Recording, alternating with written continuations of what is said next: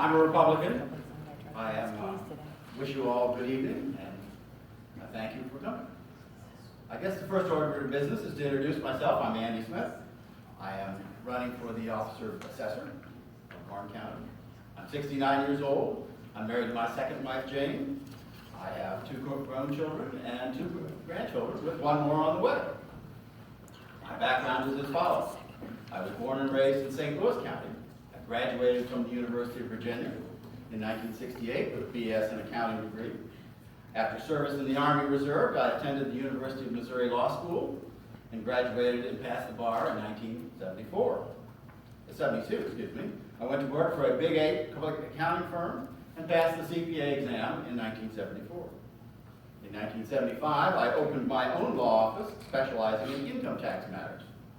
Now, 40 years later, I'm in the process of closing my practice and retiring, I hope, and spending much more time here in Warren County. After I was divorced in 1995, I began to notice that St. Louis County was headed in the wrong direction. I think the events in Ferguson in the last 2 years confirmed to everybody my belief that the quality of life in St. Louis County was deteriorating rapidly. Although I couldn't very well move my clients from St. Louis, I looked around for a way to escape St. Louis County. I discovered Innsbrook and Warren County. They were close enough to commute to St. Louis County during the working week and escape to on the weekends or when I wasn't working. What a relief. I was living in an apartment at the time, and I elected to purchase my first home as a single person and moved to Warren County in 1996. For 20 years, I have lived, voted, banked, paid taxes, worshiped, shopped, and recreated in Warren County. It is the place I always intend to return to whenever I am away. And you ask, why am I running? The short answer is that I've perceived a deterioration in the quality of life in Warren County, which I hope we can avoid for the future. Like government at almost all levels, there seems to be a growing attitude among officials and bureaucrats of government versus the taxpayers, and that mindset that goes along with it. As you probably know, the IRS has already become badly politicized. The Missouri Department of Revenue is following shortly behind. I hate bad behavior in public servants, and so I decided I'd offer a choice. My own dispute with the assessor arose in 2014, 18 years after I moved to Warren County, when I filed my personal property tax assessment list, as I had done for the previous 18 years. It was returned to me with a notation that I was a resident of St. Louis County, not Warren County. That was a surprise to me. I certainly thought I was a resident of Warren County.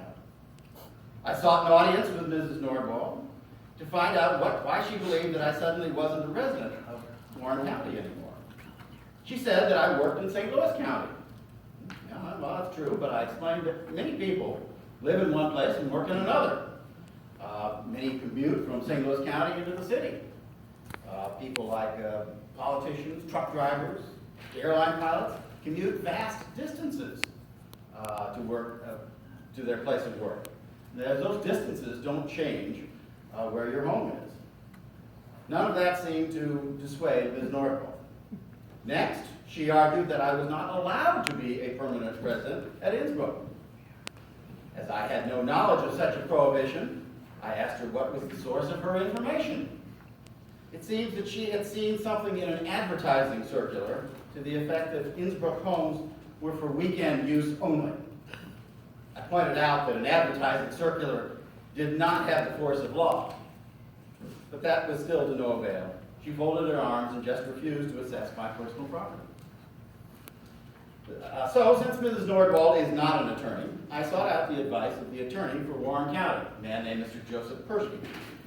I explained the situation to him, and he agreed that one's home is generally in the place one intends to reside, unless there is considerable evidence to the contrary that it is not supported by the facts.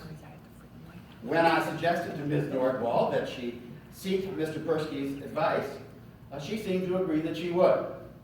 When I didn't hear anything further after a while, I went to Mrs. Nordwald and I asked her what she had found out. She said, "He's not my boss." She did, however, concede that if an officer at Innsbrook would write a letter saying that I was permitted to reside in Innsbrook, she would accept that.